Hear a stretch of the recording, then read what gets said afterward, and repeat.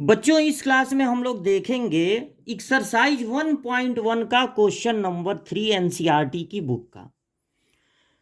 Question number 3 हम लोग पढ़ते हैं, check whether the relation R. एक रिलेशन है R, defined in the set 1 से लगाए 6 तक। ये जो रिलेशन बनाया गया है वो इस सेट से बनाया गया है। इस सेट में आपको दिख रहे हैं 6 element. As R equal to A B such that B equal to A plus 1। ये जो रिलेशन है वो दो चीजों ए और बी के बीच का है, दो नंबर्स ए और बी के बीच का है। रिलेशन दो लोगों के बीच होता है, दो नंबर्स के बीच होता है। और रिलेशन ये है कि B equal to A plus 1, यानी कि जो सेकंड वाला है B equal to A plus 1, यानी कि जो सेकंड एलिमेंट है बी, वो फर्स्ट एलिमेंट ए से एक ग्रेटर है। अब हम लोग क्या करेंगे, ये जो ए है फर्स्ट एलिमेंट वो इन्हीं 1 से 6 तक में होगा, और ये जो सेकंड एलिमेंट है बी वो भी इन्हीं 1 से 6 तक में होगा।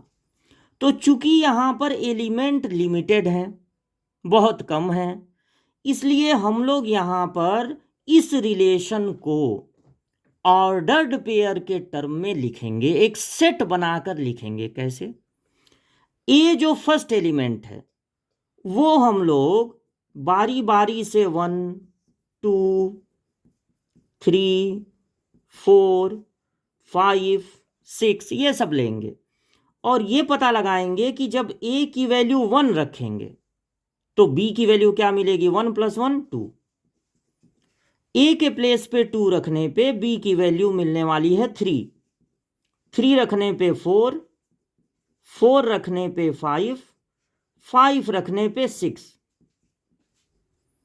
अब हम लोग a की वैल्यू 6 नहीं रख सकते हैं, क्योंकि a की वैल्यू 6 रखने पर 6 + 1 हो जाएगा 7, यानी b की वैल्यू मिलेगी 7।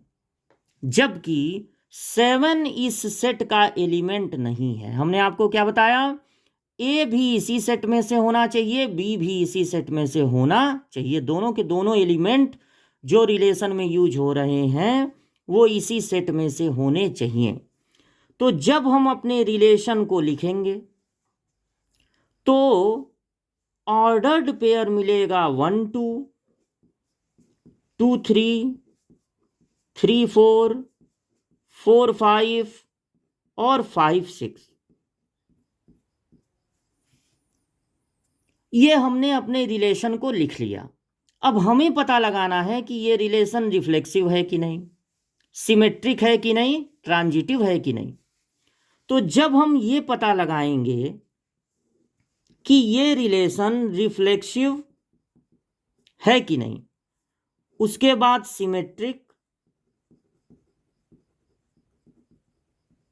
और फिर ट्रांजिटिव। तो देखिए, कोई भी रिलेशन जो कि 1 से लगाए 6 तक सेट से बना है वो तभी रिफ्लेक्सिव कहलाएगा जब उस सेट में 1 1 2 2 3 3 4 4 5 5 6 6 ये 6 ऑर्डर्ड पेयर दिखें। लेकिन यहां तो एक भी नहीं दिख रहा है, ना 1 1 है, ना 2 2 है, ना 3 3 है, यानी बहुत सारी कमियां हैं इसमें। अगर इसमें 1 1 होता, 2 2 होता, 3 3 होता, और मान लीजिए 4 4 नहीं होता, तब भी ये रिफ्लेक्सिव नहीं होता। रिफ्लेक्सिव होने के लिए 1 1 2 2 3 3 ये सारे एलिमेंट ऑर्डर्ड पेयर में होने चाहिए थे, और यहां पर इस रिलेशन में मिलने चाहिए थे। तो कमी बहुत सारी है। आप सिर्फ एक कमी दिखा सकते हैं, 1 1 does not belongs to this relation, therefore this relation is not reflexive। ये रिलेशन रिफ्लेक्सिव नहीं है। अब हमने कमी दिखा दी 1 1, आपका मन करे आप 2 2 दिखा दीजिए, किसी और का मन करेगा वो 3 3 दिखा देगा, कमी एक ही काफ़ी है। अच्छा, अब हम लोगों को पता लगाना है कि ये सिमेट्रिक है कि नहीं। सिमेट्रिक में जो भी ऑर्डर्ड पेयर आपको मिल रहा है उसको रिवर्स करने पर भी मिलना चाहिए। यानी अगर 1 2 इस रिलेशन में मिल रहा है तो आपको 2 1, मतलब 1 की जगह 2 हो गया, 2 की जगह 1। अगर 1 2 मिल रहा है तो 2 1 भी मिलना चाहिए। अगर 2 3 मिल रहा है तो 3 2 भी मिलना चाहिए। यहां पर सिमेट्रिक के लिए भी बहुत सारी कमियां हैं। 1 2 तो है, 1 2 is an element of this relation, but 2 1 does not belongs to this relation, therefore ये रिलेशन सिमेट्रिक भी नहीं है। It is not symmetric. ठीक है, तो ये रिलेशन सिमेट्रिक नहीं है। अब बारी आती है ट्रांजिटिव की। ट्रांजिटिव को कैसे चेक करते हैं? ट्रांजिटिव को चेक करने के लिए थोड़ा सा यहां पे आप अलग से समझ लें।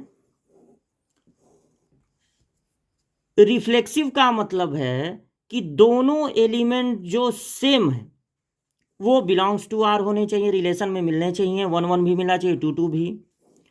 सिमेट्रिक में अगर एक्स वाई मिल रहा है, कोई चीज ना मिले कोई दिक्कत नहीं, लेकिन जो मिल रहा है पलटने पर भी वो मिलना चाहिए। अगर एक्स वाई मिल रहा है तो वाई एक्स भी मिलना चाहिए, तब ये कहलाएगा सिमेट्रिक। लेकिन ट्रांजिटिव की जांच कैसे होती है? ट्रांजिटिव कैसे चेक होता है? ये 3 चीजों को लेकर चेक होता है। एक्स वाई जेड, मान लीजिए 3 चीजें हैं।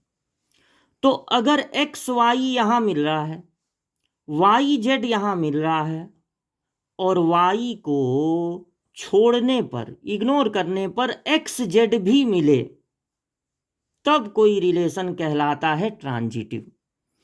अब अगर इस ऑर्डर्ड पेयर में, इस रिलेशन में पता लगाना है कि ये ट्रांजिटिव है कि नहीं, तो हमको पहले एक ब्रैकेट ले लेना है। जैसे एक ऑर्डर्ड पेयर ले लेंगे 1 2, ये किस पर खत्म है? 2 पे। तो अब हमको ऐसा ऑर्डर्ड पेयर लेना होगा जो 2 से शुरू है। अगर ये 2 पे खत्म है तो फिर ऐसा ऑर्डर्ड पेयर लेना है जो 2 से शुरू हो। तो ये देखिए आपको बगल में ही दिख रहा है।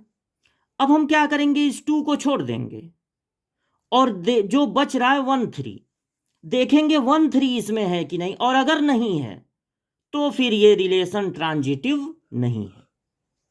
तो ये रिलेशन ट्रांजिटिव नहीं है।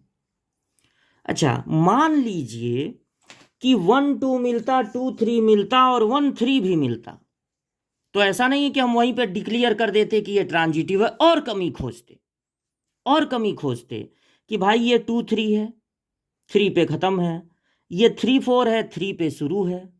तो 3 को हटाने पे, इग्नोर करने पे 2 4 जो बच रहा है वो है कि नहीं। अगर वो नहीं है तो इसका मतलब ये ट्रांजिटिव नहीं है। अगर पहले ही स्टेप पे मिल गया तो वही कमी दिखा दीजिए। आप बता दीजिए कि 1 2 2 3 both belongs to this relation, but 2 को छोड़ने पे जो बचेगा 1 3 does not belongs to this relation, therefore ये जो रिलेशन है वो ट्रांजिटिव भी नहीं है। यानी ये ऐसा रिलेशन है b इक्वल टू a+1 जो न तो रिफ्लेक्सिव है, न तो सिमेट्रिक है, न तो ट्रांजिटिव है। तो ये था एनसीईआरटी का एक्सरसाइज 1.1 का क्वेश्चन नंबर 3।